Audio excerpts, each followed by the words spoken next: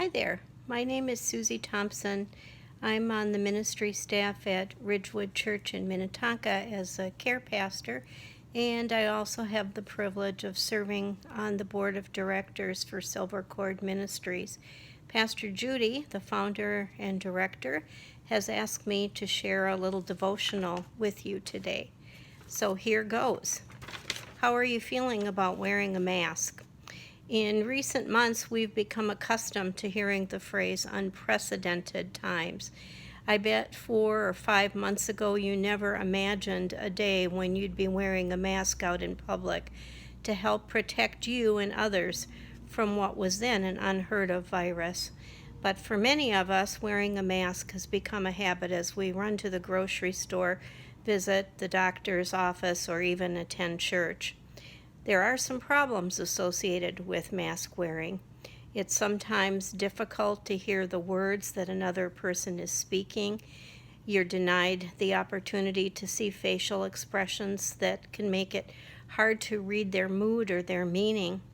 And it's often the subtle, nonverbal, social, emotional cues in voices, gestures, and facial expressions that lend understanding to the messages that we hear and observe in others.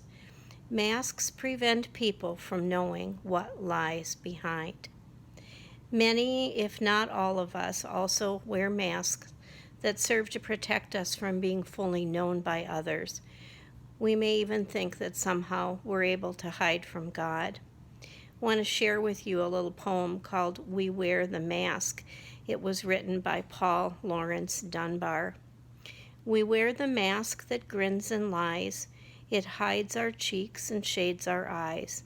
This debt we pay to human guile. With torn and bleeding hearts we smile, and mouth with myriad subtleties.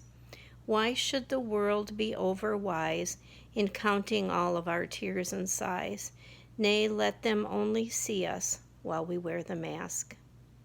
We smile, but O great Christ, our cries to Thee from tortured souls arise. We sing, but oh the clay is vile beneath our feet, and long the mile. But let the world dream otherwise. We wear the mask. We wear the mask to disguise hurt that we can't even talk about, and we wear the mask to cover the pain of our insecurities. We wear the mask so that people won't know what pridefulness there is that motivates us. We wear the mask so that others will think better of us than we think of ourselves. How freeing would it be to strip off those masks, both literal and figurative, and let people know who we really are? God already knows us in that way, and He actually fully loves us just as we are. The Apostle Paul wrote in Romans 11:33 through 34, "Oh, the depth of the riches and wisdom and knowledge of God! How unsearchable are His judgments, and how inscrutable His ways! For who has known the mind of the Lord?" And then in 1 Corinthians 13:12 he writes, "For now we see in a mirror dimly, but then face to face. Now I know in part, then I shall know fully, even as I have been fully known." Paul describes this partial knowledge of God as seeing a reflection in a dim mirror.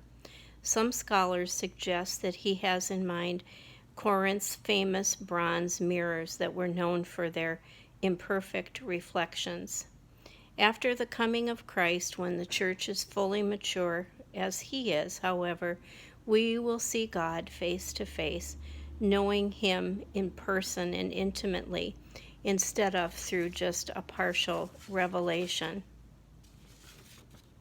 In fact, Paul adds, we will know God and His ways in the same ways as He knows us. God, of course, is never limited in His knowledge. He knows everything there is to know about us, even what we do not see or understand about ourselves. In that day, when God comes to live among us, we will know fully as He knows us fully in this moment. There are some problems with masks, but take heart. Jesus will never ask you to wear a mask to cover your emotions. Vulnerability is freeing and healing. Jesus loves you now just as you are, messes and all. When we arrive in glory with Jesus, we will be known and know others fully. No more hiding behind any sort of mask. No room for misunderstanding. No need to protect our precious insecurities or anxieties. We will be complete and perfected. We will see Christ and all who love him clearly. No more dim vision. For though now we see in a mirror dimly, then we will be face to face, and what we now know only in part we shall then know fully, even as we have been fully known. My prayer for each of you today is that you may have strength to comprehend with all the saints what is the breadth and length and height and depth, and to know the love of Christ that surpasses knowledge, that you may be filled with all the fullness of God.